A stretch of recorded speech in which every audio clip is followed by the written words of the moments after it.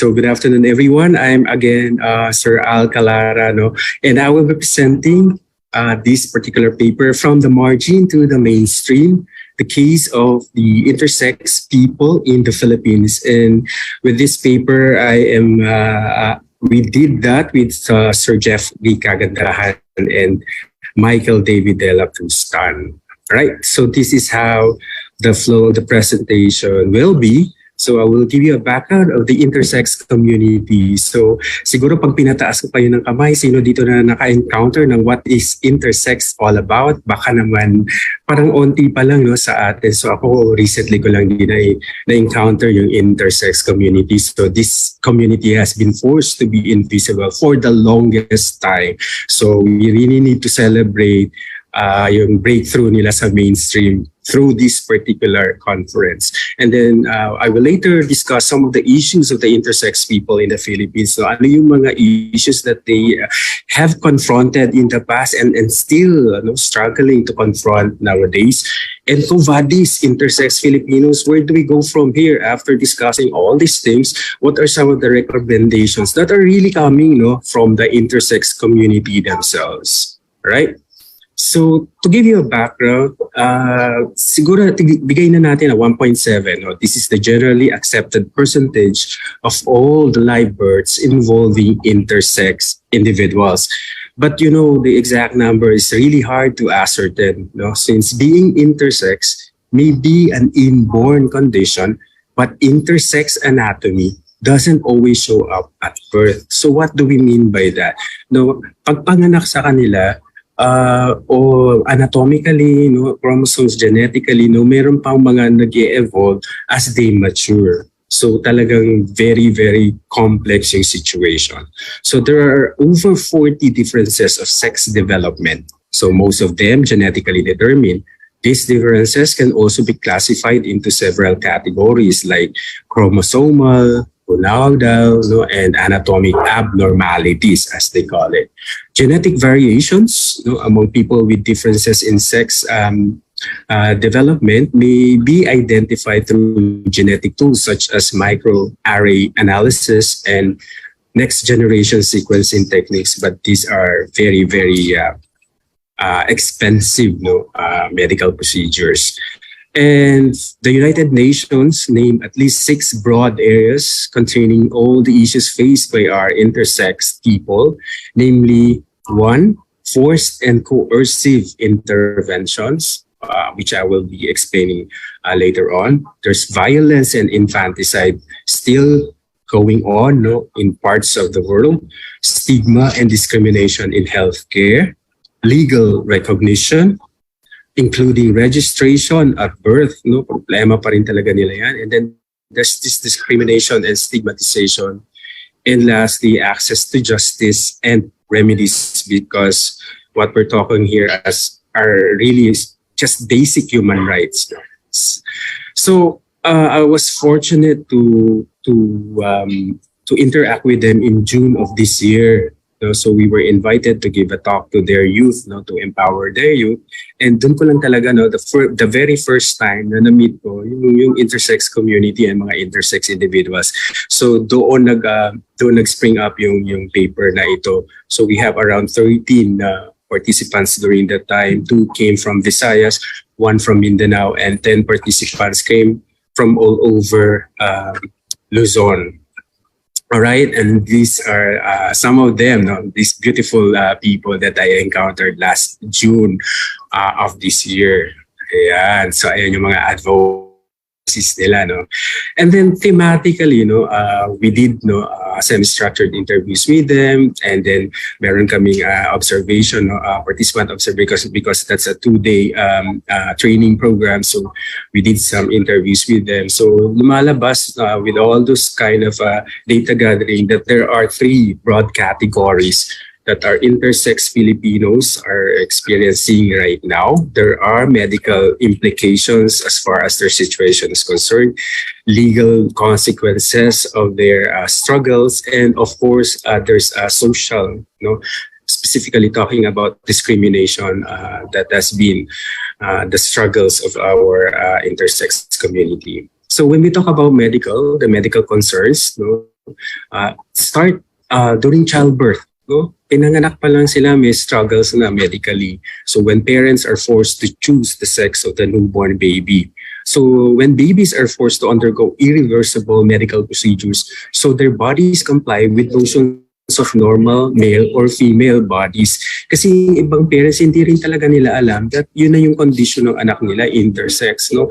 So may mga may mga surgical remediations na ginagawa, no, para nga mag-confirm sila kung male or female yung anak nila, hindi nga male and hindi nga rin female, intersex nga. So dun yung complications, no, from childbirth pa lang. And these are again some of the photos we had during our interaction with them, diba? So these are all beautiful people who were forced to be voiceless for the longest time. Sorry. Nagiging emotional. Okay, so moving on, living as intersex, though, means continuing encountering medical concerns such as the lack of medical practitioners to specifically deal with intersex concerns. Yung isang participant ka namin, sabi niya, I felt like a guinea pig kasi in one of the medical consultations that they did, yung unang doctor na nag-check sa kanila, and then this particular doctor called others to look at them. Parang specimen lang, ganun. To be studied. So this particular experience traumatized them so that they no longer visit doctors.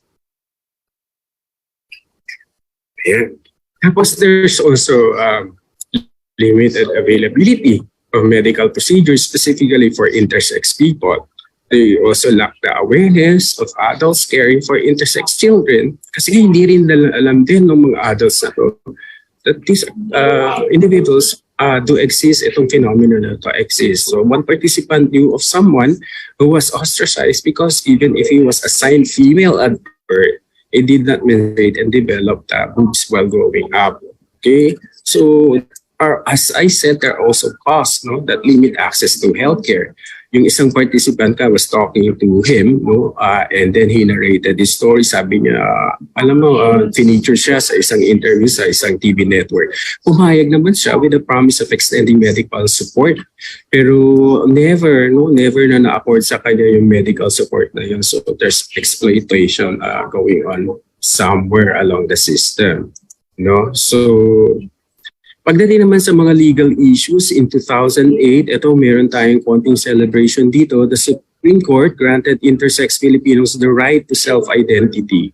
So this was through its decision in the Republic Act of the Philippines versus Jennifer B. Kagandahan case. Kung makikita nyo si Jennifer B. Kagandahan, Jeff Kagandahan na siya ngayon. So isa siya dun sa mga authors ng paper na ito.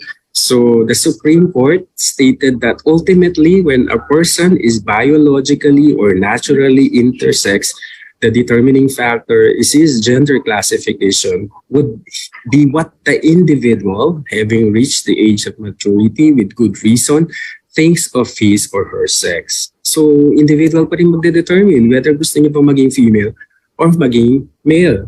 So as he or she progresses and matures. No?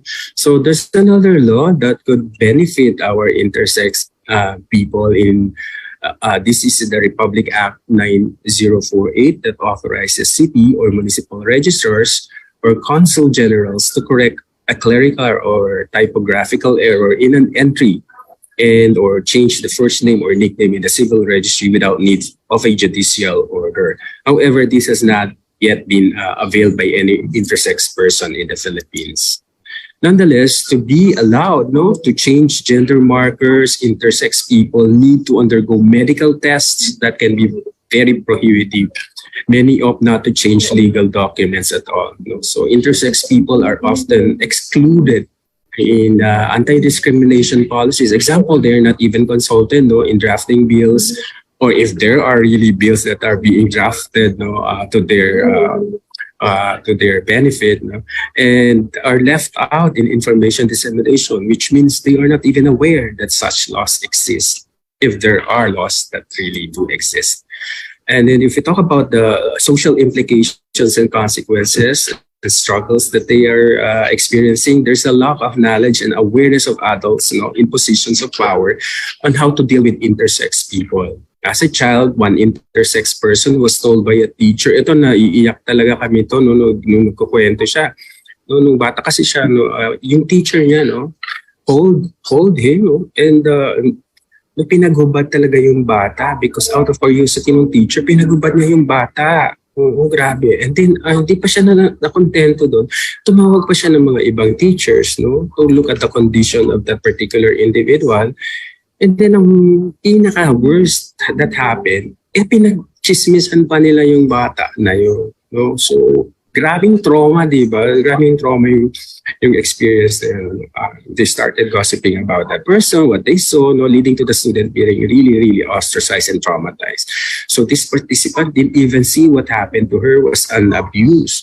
So mainly because, sabi niya, such abusive experiences have become normal for us. So ganun na-normalize na natin kahit yung mga bagay na talagang unethical na. So yan po yung ating pinaglalaban ngayong hapon. So there's difficulty in accessing facilities, particularly for those who present themselves opposite to their assigned sex at birth. So one participant who was assigned female at birth but developed male characteristics was barred from using female toilets. Tapos sa male toilets, barred din siya. So saan na siya iihi? So usapang toilet lang ito pero grabe na talaga yung discrimination. So sabi nga nung kausap namin, I just stopped using 5 toilets altogether, he said. I just wait until I get home. Di ba grabe yun? So kidney failure ang aabutin mo sa pagpigil mo ng ihi mo, di ba? So, and then there's, alam na natin itong lahat, barred from taking part in social activities due to intersex condition. Kasi siguro naman na-recall niyo yung isang athlete natin, is not allowed to compete because he is an intersex individual. So yun yung mga implications na yan. So there's also difficulty in accessing services. So one intersex woman who was assigned female at birth but developed male characteristics and not given passport. The person who interviewed her at the department, ito yung mga legal na implications natin.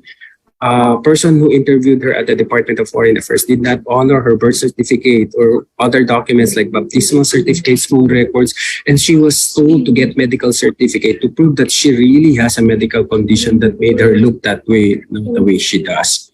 So, and of course, there are also difficulties in forming relationships. One participant of intersex people whose partners left them because they do not fit what's typical for being male or female.